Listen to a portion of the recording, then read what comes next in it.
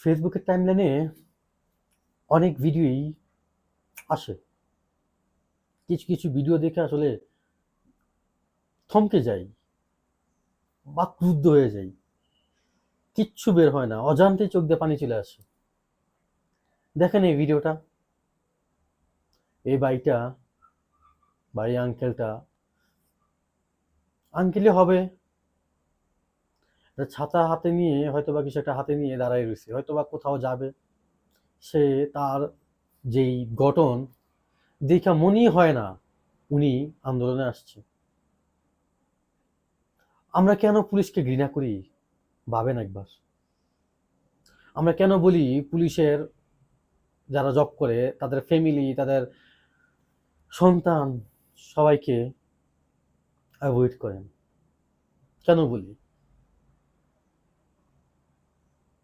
পুলিশের পোশাকটা পরলে তারা হয়ে যায় জানোয়ার। আপনি বলতে পারবেন বুকে হাত দিয়া ঠিক এই ভিডিওটা কোন একটা পুলিশের ওয়াইফকে দেখাইলে, কোন একটা পুলিশের মাকে দেখাইলে, কোন একটা পুলিশের সন্তানকে দেখাইলে, বোনকে দেখাইলে, ভাইকে দেখাইলে সেও ঠিক থাকতে পারবে? বলতে পারবেন? কেন ছাত্ররা পুলিশ মারে? বুঝতেছেন? আজকে যে পুলিশটা মারা গেছে সেই পুলিশটার তার ওয়াইফের আহাজারি, কিন্তু কেন মারছে?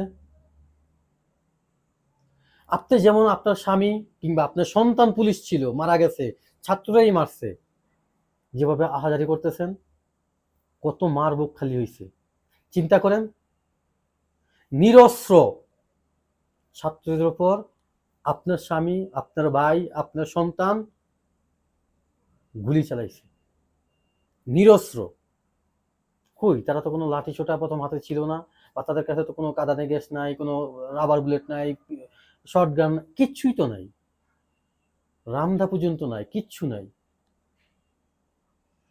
এই নিরস্ত্র বাচ্চাদেরকে আপনারা পশুর মতো, পাখির মতো, এই নিরস্ত্র বাচ্চাদেরকে আপনারা পাখির মতো গুলি করে মারছেন। আপনার স্বামী মারছে আপু, বোন, আপনার ভাই মারছে,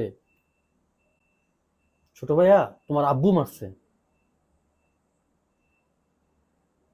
নিরস্ত্র। এই ভিডিওটাই দেখো, কি দোষ ছিল এই লোকটা? কি, ওরা দুইটা মাইরা চলে গেছে ঠিকই, যার ভিতরে মনুষ্যত্ব আছে আইসা এই লোকটাকে তুলে নিয়ে গেছে।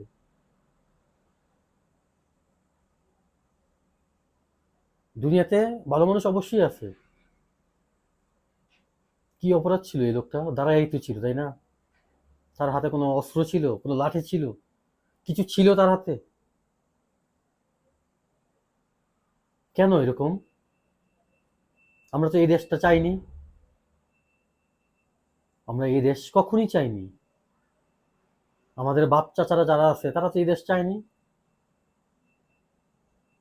আমার আত্মীয়র মধ্যে মুক্তিযুদ্ধ আছে, আমার আত্মীয়র মধ্যে, আমার ফ্যামিলির মধ্যে না। কই, সে তো এই জন্য দেশ স্বাধীন করেনি।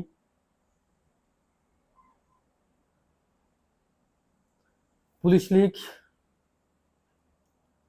আপনার নেতা ঠিকই, তার লাল পাসপোর্ট আছে, সে চলে যাবে, আপনি কি করবেন? এই পুলিশে আপনি চাকরি করতেছেন, আপনি কয় টাকাই বেতন পান,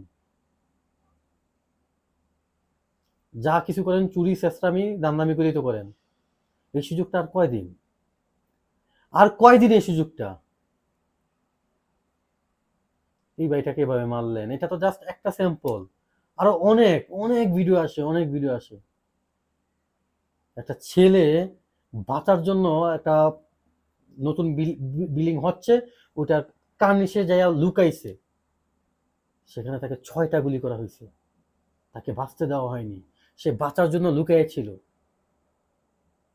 তাকে যখন 6টা গুলি করা হয়েছে, এই পুলিশই তো রাত্রে তার বাসায় যায় ঘুমাইছে, তার সন্তানের সাথে, তার ওয়াইফের সাথে, হাত মুখ বাড়ি, বাসায় যায় গোসল করে ফ্রেশ হয়ে খাইতে বসছে, খাবার টেবিলে বসছে না? কেমনে পারে? নিজের সন্তানের দিকে একবার তাকাইছে না? এদের বিচার এই বাংলার মাটিতে হবে ইনশাল্লাহ। আল্লাহ এদের শাস্তির ব্যবস্থা অবশ্যই করবে। আল্লাহ এদেরকে কখনো এদের এই শাস্তি থেকে, এই বিচার থেকে উদ্ধার করবে না। এত মায়ের আহাজারি, এত বোনের কান্না, এত লাশ আল্লাহ এমনিতেই ছেড়ে দিবে না। আল্লাহ ছাড় দেয়, ছাইড়া দেয় না। সময় আসতেছে, খুব শীঘ্রই এর বিচার হবে।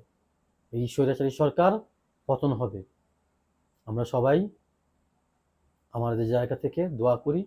আর হ্যাঁ, আমি এই ভিডিওটা যখন বানাচ্ছি তখন বাংলাদেশের অবস্থা খুবই বাজে, খুবই করুণ। আমাদের ছাত্র ভাইদের ওপর নির্মমভাবে অত্যাচার, গুলি যা পারতেছে করতেছে। তবে তারপর আমি স্বপ্ন দেখি বিজয় আমাদের হবে ইনশাআল্লাহ।